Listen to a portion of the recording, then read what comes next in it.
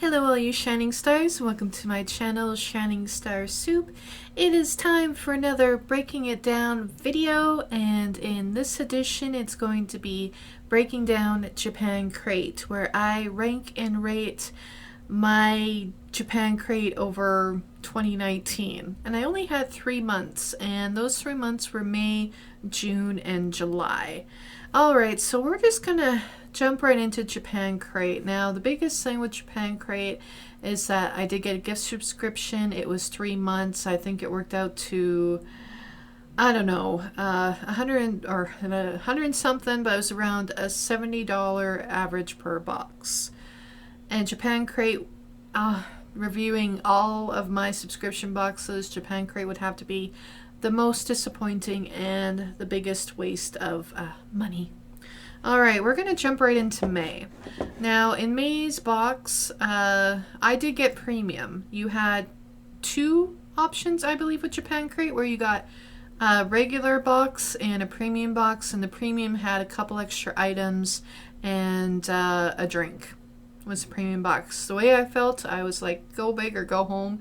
I wish I would have just went home. Da-ding ding. Alright, with that out of the way, I got a Dragon Ball chocolate wafer. That was alright. Some Hello Kitty matcha cookies. Those weren't bad. Got some purple yams. They were like candied purple things. I got I got gum. A little thing of gum. I got a lollipop, which was like an ice pop. That's my husband coughing. I got some pizza flavored chips. I got a nice coffee jelly drink. Some peach gummy strips. Rice cake chocolate. You know what? I'm just going to. I'm skipping the stars. I'm just going to say what I got in the box was about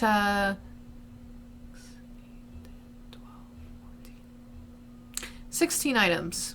16 items of mostly gummies and biscuits and chips, Pringles, Pokemon chocolate egg, and that iced coffee jelly drink. Ooh, I tell ya. My favorite treat in Japan Crate was the garlic butter chips and the Pokemon egg, which was basically a Kinder egg but with a Pokemon in it.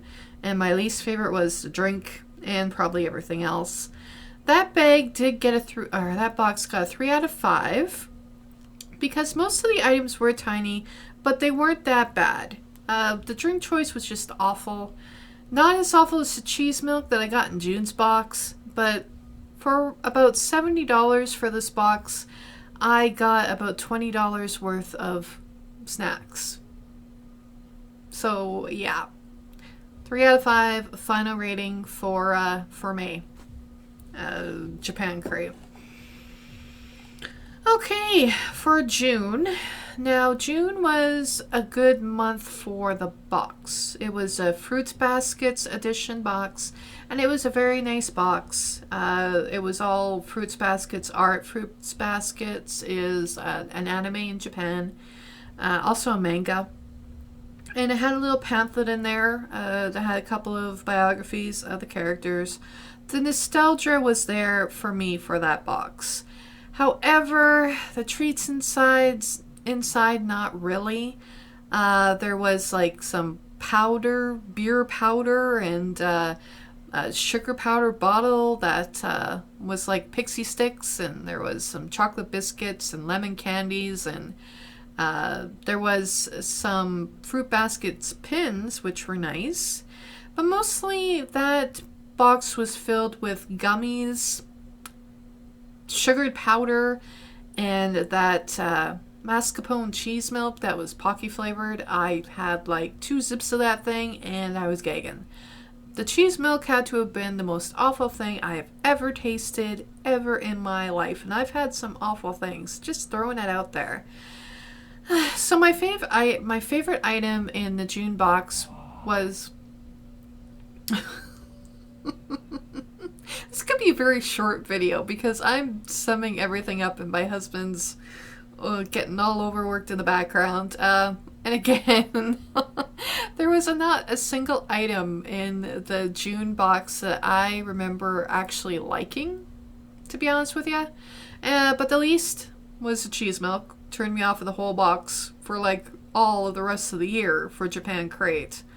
It was just disgusting and terrible, and it was like, yeah.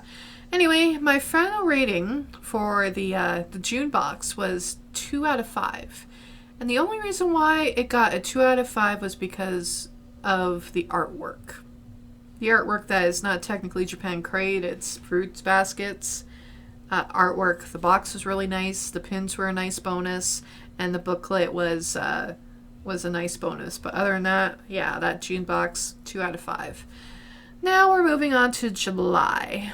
And July was a Kadamomochi theme.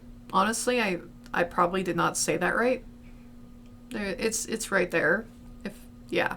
It had a landlord in it. Finally, something that I could drink, which was a lemon Fanta.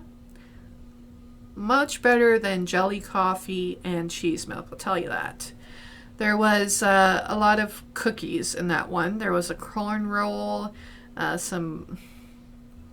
The biggest thing about that box in July that was most pissed me off, I got the July box for Tokyo Treat, and that review will be coming either next Wednesday or the following Wednesday. But I had gotten, in that preview email, it said that we were getting peach mint Kit Kats if you got the premium box. Well, I already had a premium subscription, so I knew that's what I was getting. Three individual, like, Kit Kats. This box cost me over $70 Canadian. And they're giving me three Kit Kats. Whereas Tokyo Treat gave me a whole bag for the premium. I don't know why. Like, Japan Crate and Tokyo Treat, it seems to me like they come out of the same warehouse. Alright? Because a lot of, like, Tokyo Treat will have had peach cola for my last month, right? And I was looking through my emails and noticed that for December, Japan Crate suddenly has peach cola. It's like same repeat items between the boxes, right? But Japan Crate is definitely a lower value in what you get than Tokyo Treat. I was impressed with Tokyo Treat, and it impressed me more when I got my Japan Crate box. Right? Anyway, there was there Pringles? Yes, there was some Pringles that my coworker actually really liked. Some sushi gummies. My favorite item was the Landlord and the Kit Kats. My least favorite item was everything else. Honestly, had they have given me a full bag of Kit Kats, they would have got higher than the drum roll please 1 out of 5 I gave for my final box. I was just that pissed off over the Kit Kats. Why couldn't you give me a full bag? Why 3 individual? Like, why cheap out Japan Crate when people are paying the premium price? I don't know if it was a mistake, if it was a one-off, but that was very, very disappointing. Although looking back at July, I'm actually going to erase that rating and go 2 out of 5. Because there's actually some items that I did enjoy. I did enjoy, there was cheese chips and Pringles and some sushi gummies and some craft-flavored crackers. I remember now. July was also the month of dried fish and mayo, where the mayo tasted rank and expired and the worst mayo I've ever tasted. So you know what? Scratch out that 2 out of 5. 1 out of 5 was my final rating for July Japan Crate. Alright, so doing a recap of honestly, I was planning on going through every single item that I got, but again, it's different reviewing a food box than it is reviewing and going through the months of a makeup subscription, for instance, or a skincare subscription. Because I don't really think you want to hear me go through every single food item I got in the box. Even though I did manage to get this this final breaking it down Japan crate to like a 13-minute video by the time I'm done wrapping this up. Okay, my best month for breaking it down, May, I guess. Maybe June. And of course, the worst month was July. My favorite treat out of all 3 months was a Pokemon egg. That was a Kinder Egg. And it had a cute little Pokemon. And the worst treat out of all 3 boxes was the cheese milk. Would I ever get Japan crate? Not if they gave it to me free for review. Well, then maybe well, unless they gave it to me free for review, would I ever get Japan crate again? The only way.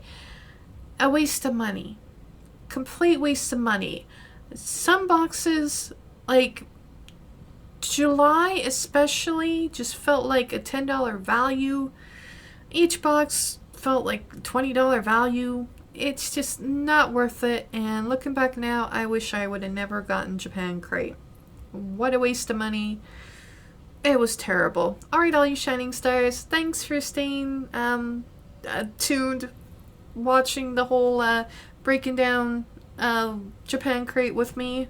Stay tuned for Tokyo Treat, and I still have a few other breaking it down review videos to do.